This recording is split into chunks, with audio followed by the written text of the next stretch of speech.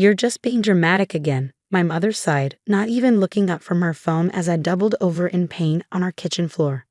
Get up and finish the dishes. I'm tired of your constant attention seeking. My name is Emma, and at 16, I've been living with unexplained pain and symptoms for nearly 3 years. Every time I tried to tell my parents something was wrong, they dismissed it as teenage dramatics or attempts to get out of responsibilities. Mom, please, I whispered, clutching my side. It really hurts this time. Something's wrong. Something's always wrong with you, she snapped, finally glancing up. Your father and I have real problems to deal with. We can't keep indulging your imagination. I somehow managed to pull myself up, using the counter for support. The room was spinning, but I knew better than to mention that. Last time I complained about dizziness, they grounded me for making up stories to skip school. My father walked in, his face hardening at the sight of me leaning against the counter. Emma, enough. Your mother and I are hosting the neighborhood association meeting tonight.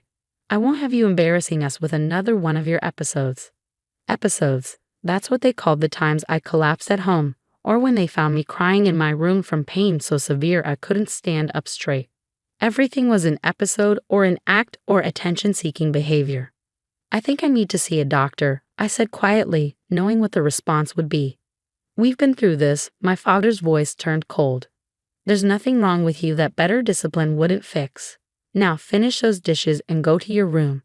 I don't want to see any of your dramatic performances during the meeting. I nodded, fighting back tears. Crying would only make things worse. They'd take away my phone again, cut off my internet access, anything to teach me a lesson about manipulating them with tears. That night, lying in my bed, I could hear their voices floating up from downstairs. The neighborhood association meeting was in full swing, and my mother was doing her best impression of the perfect hostess. Emma's doing so well in school, I heard her tell someone, her voice carrying through the heating vent. Though she can be a bit emotional sometimes, you know how teenage girls are. I pulled out my secret notebook from under my mattress. Inside, I'd been documenting everything. Every symptom, every dismissal, every time they'd refused to take me to a doctor. The pages were filled with dates, times, and descriptions of pain so severe it made me see spots. My phone buzzed softly, a text from Ms. Martinez, my school counselor. She was the only one who seemed to believe something was really wrong. How are you feeling? Did you tell them about what happened in PE today? I collapsed during volleyball practice, the pain in my side so intense I couldn't breathe. The coach had wanted to call an ambulance, but I begged her not to. My parents would never forgive me for making a scene at school. They didn't believe me, I texted back. Said I'm being dramatic again. Emma, this has gone on long enough, she replied. I have a friend who's a pediatrician. She can see you tomorrow during your free period. I'll pick you up myself. My hands shook as I read her message. A real doctor, someone who might actually listen. They'll never allow it, I wrote back. They don't need to know. You're 16. In our state, you can seek medical care without parental consent if a school official accompanies you. I've already checked. I stared at her message, hope and fear battling in my chest. If my parents found out, another wave of pain hit, so sharp it made me gasp. Through the vent, I could hear my mother laughing at someone's joke, playing her role of the perfect parent in her perfect house with her perfect family. Okay, I texted Ms. Martinez, tomorrow. As I lay there, clutching my notebook and trying to breathe through the pain, I had no idea that tomorrow would change everything. That one doctor's appointment would expose years of medical neglect and tear down my parents' carefully constructed facade. I just knew that for the first time in 3 years, someone was finally going to listen. The next day, Ms. Martinez's blue Honda pulled up 2 blocks from my house, exactly as planned. I told my parents I had early morning study group. Another lie to add to my notebook, but this one felt different. This one might actually save me.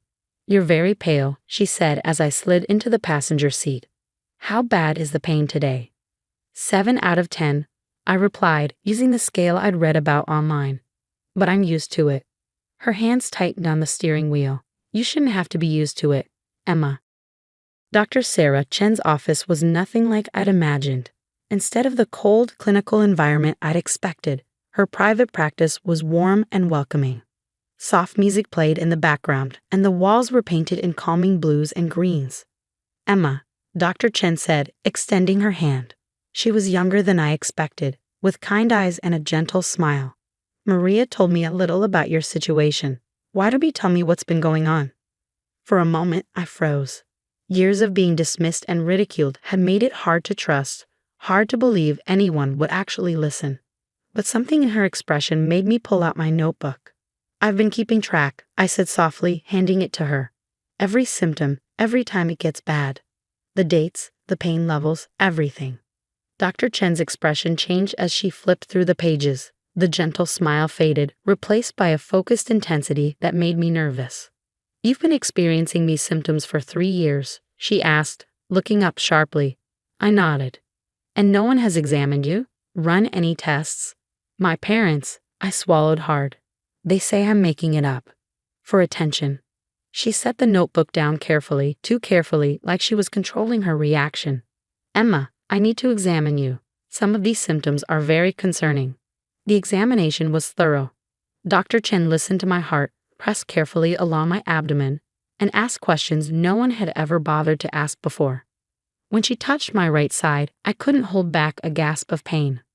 I'm ordering blood work and an ultrasound, she said, right now. But my parents are not here, she finished firmly, and based on what I'm seeing, that's probably for the best. The next 2 hours passed in a blur of tests, needles, and imaging machines. Ms. Martinez stayed with me, holding my hand during the blood draws, bringing me water when I felt dizzy. Finally, Dr. Chen called us back to her office. Her face was serious as she pulled up my test results on her computer. Emma, she said quietly, you have a severe gallbladder condition that's been left untreated for far too long. The inflammation is extensive, and there are multiple large gallstones. This should have been caught and treated years ago. I felt tears sliding down my cheeks, not from fear or pain, but from relief. I wasn't crazy. I wasn't making it up. Something was actually wrong. Without immediate treatment, this could become life-threatening, Dr. Chen continued. You need surgery, and you need it soon. My parents want. Your parents are no longer in charge of this situation. She cut me off, her voice firm. I'm making a report to Child Protective Services. Medical neglect is a form of abuse, Emma. What they've done, or rather failed to do, is criminal. The word abuse hit me like a physical blow. I'd never thought of it that way. Hadn't allowed myself to think of it that way. They'll be so angry, I whispered. Let them be, Ms. Martinez said, squeezing my hand. You're not facing this alone anymore. Dr. Chen picked up her phone. I'm calling CPS now, and then we're admitting you to the hospital. Your gallbladder needs to come out before it ruptures. As she dialed, I sat there feeling strangely light, despite the fear and uncertainty swirling in my chest. For the first time in years, I didn't have to pretend the pain wasn't real. Didn't have to silence myself to keep the peace. One more thing, Dr. Chen said, covering the phone's mouthpiece. Those detailed notes you kept, they're going to be crucial evidence. You weren't just documenting your symptoms, Emma. You were building a case without even knowing it. I clutched my notebook, thinking of all the nights I'd written in it by flashlight, thinking I was alone. All the times I'd added another entry, another date, another dismissed cry for help. I wasn't alone anymore. And my parents? They were about to learn that some things can't be dismissed with a wave of the hand and accusations of dramatic behavior. The real drama was just beginning.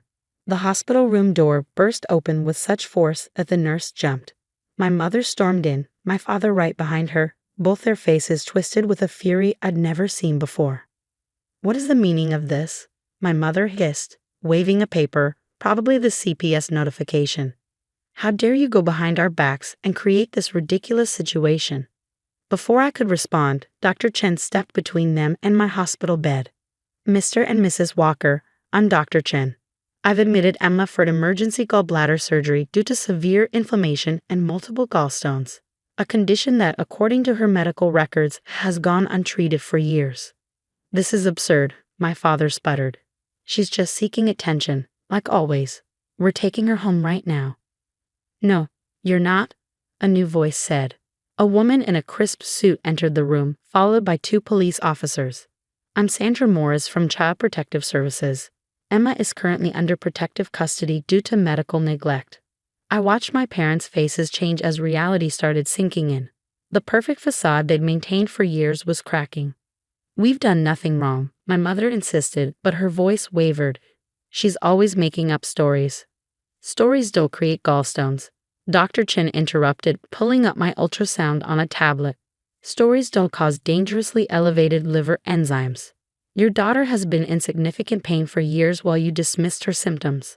As a mandated reporter, I had no choice but to contact authorities. The CPS worker opened a folder. "We have Emma's journal documenting 3 years of complaints and dismissed symptoms. We have witness statements from school staff about multiple episodes of collapse. And now we have medical proof of a condition that could have become fatal if left untreated any longer." My father's face had gone from red to pale. We didn't know." "You chose not to know," Ms. Martinez spoke up from where she sat beside my bed. "Emma begged for medical attention repeatedly. You chose to ignore her." The police officer stepped forward. "Mr. and Mrs. Walker, we need you to come with us to answer some questions." "But we're her parents," my mother protested. "We have rights. And Emma has the right to proper medical care," Sandra replied firmly. "Rights you've denied her for years. Please go with the officers, or they will be forced to escort you out." As they were led away, my mother turned back one last time. "Emma, how could you do this to us? To our family?" For the first time in years, I didn't shrink under her accusation. "How could you ignore my pain for so long?" I asked quietly. What kind of parents do that to their child? After they left, the room fell silent except for the steady beep of my heart monitor. Dr. Chen checked my IV, then sat on the edge of my bed. "The surgery is scheduled for tomorrow morning," she said gently. "You're going to feel so much better afterward. No more constant pain." "What happens after?" I asked, looking at Sandra. "With my parents?" "There will be an investigation," she explained. "Given the evidence, they'll likely face charges for medical neglect. You'll be placed with a temporary guardian. Your Aunt Claire has already agreed to take you in." Aunt Claire, my mother's sister who'd been kept away from our family for years because she asked too many questions. Suddenly, those questions made a lot more sense. "It's going to be a different life, Emma," Ms. Martinez said, smiling. "One where you're heard, where your health matters, where you don't have to hide your pain." I touched my notebook, thinking of all the entries I'd made, all the nights I'd questioned my own sanity because they'd made me doubt myself so much. "They almost convinced me it was all in my head," I whispered. "But they didn't succeed," Dr. Chen pointed out. "You kept documenting everything. On some level, you knew the truth." Sandra patted my hand. "That's over now. Your parents won't be able to dismiss medical issues anymore, yours or anyone else's. Your documentation might even help other kids in similar situations." As I lay back against the pillows, exhausted but relieved, I thought about the years of gaslighting, of being told I was dramatic, of having my pain dismissed as attention-seeking. Tomorrow, the surgeons would remove my gallbladder, but they'd already removed something else. The weight of silence, the burden of doubting myself, the constant fear of not being believed. My parents had always said family problems should stay private, but some secrets need to be exposed to the light. Some stories need to be told. And sometimes the bravest thing you can do is speak up and let the truth set you free. As I drifted off to sleep, for the first time in years, I felt safe, protected, believed. The pain hadn't gone away yet, but now it had a name, a solution, and most importantly, witnesses who wouldn't let it be ignored anymore. Sometimes healing starts with being heard.